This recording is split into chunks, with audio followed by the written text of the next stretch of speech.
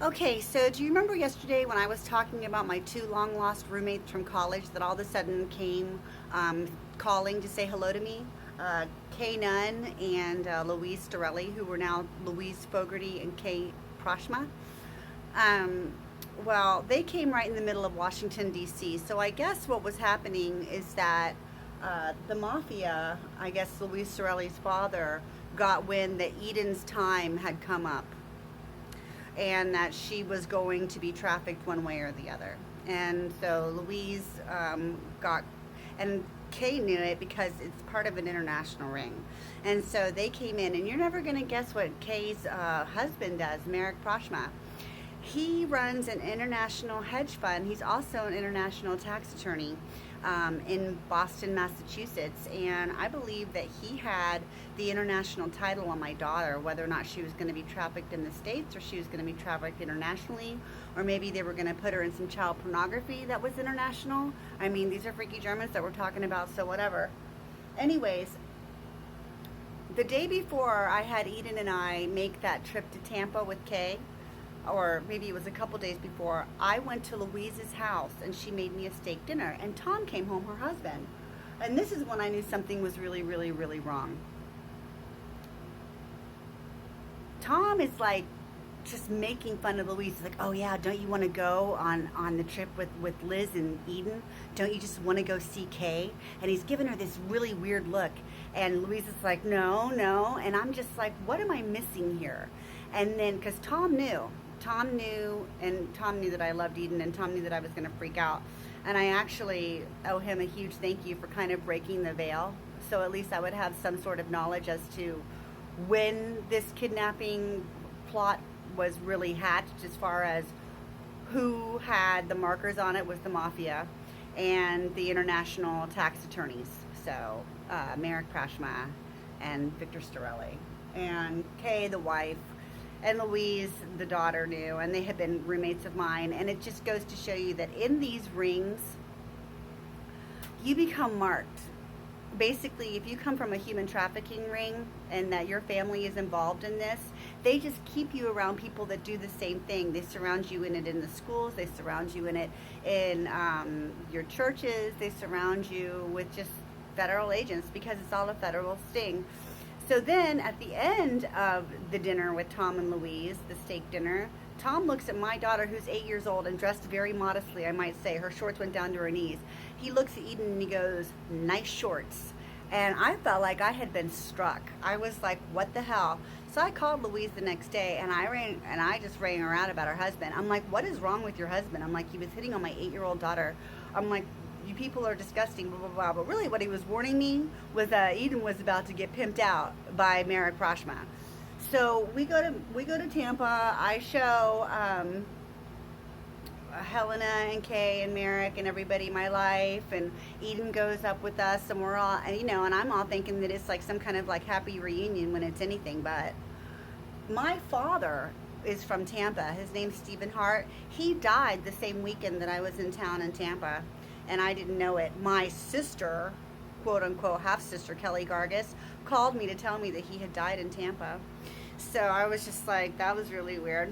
So anyways, now I'm in Las Vegas, and I'm going to pick up from there, and I'm being followed, and people are trying to kill me, and I get the terrorist warrant from New York. Okay, I'm like, hindsight's 2020. Eden's father is from New York. I believe that when we got back to Las Vegas, Eden's father was alerted that I had returned with her. And even though he had never seen her, and he had threatened to kill Eden and I if I kept the baby, he was ended up being married to an assistant for the district attorney by the name of Shannon. I don't know. It's in the custody hearing. Shannon something or other. Anyways, she was a district attorney. She would work with rape felons and get them deals. Remind me to pick up that on the third time that I went to Vegas. So anyways, so the New York terrorist warrant comes out of the blue. Now I'm thinking it's because Marcus was from Schenectady and that was the quickest way to Eden to just, slap me with the terrorist warrant. Yeah. So things started getting really weird after that. I mean, I was followed constantly everywhere. I had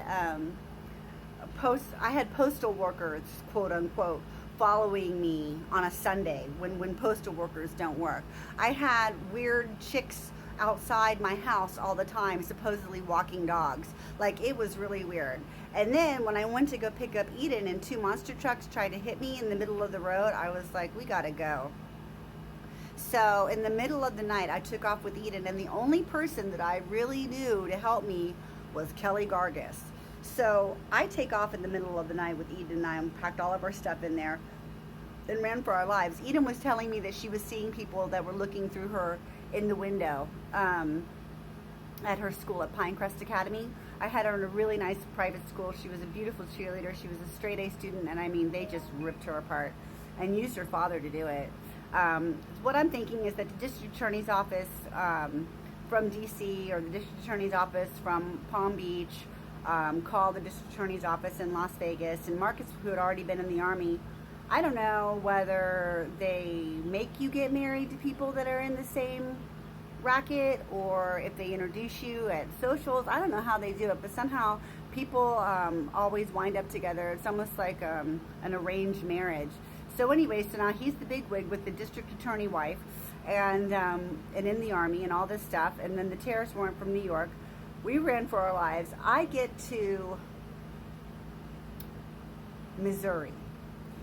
We get to Missouri, and I mean, it was a nightmare. And it was that place, Branson, Missouri. And we stopped at a bed and breakfast, Eden and I did. And the lady at the hotel was just being so menacing and showed me pictures of this sheriff that she said was her cousin and was coming to get me and all this stuff. And I'm like, what the hell? I mean, I was just so freaked out by Las Vegas, and my kid and I and the dog are in the car. I mean, it was just a nightmare. We drive out of Missouri. Our car takes off. It was tire bombed. Yeah, there was a tire bomb on the car. Our car started going flipping, or no, going the 360 spins. And so then I got it changed by a guy named Doyle. And he was the one that saw all of the wires and everything. It was next to the tire. And I was like, what is that? And he wouldn't say anything because he knew why he had been called out. Meanwhile, there wasn't just one tire bomb that we went through on our way to Ohio. It was 3. There was one in Missouri, and then there was another one when I was in Ohio, and then a sheriff stopped to help me when I had called State Farm, planted another one, and I got into another car wreck, almost car wreck, spun out of control again. I can't believe that I never hit any cars in this. And it was just a complete fucking nightmare. I'm telling you, sheriffs will plant car bombs on your car if they're told to. So, you know, yeah, they will. And I know it for a fact because they did it to me and my daughter.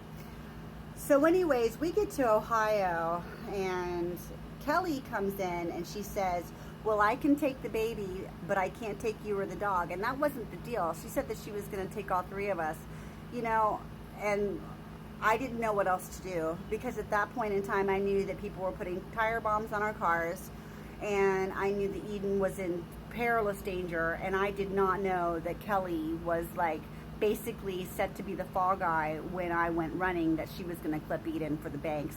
She worked for Morgan Stanley, okay? And I guess that she had a bid between Morgan Stanley and Wells Fargo. Jamie Dimon knows a lot more than he's saying, and there's a reason why he did a lot of stuff with Jeffrey Epstein. All right, that's all for today.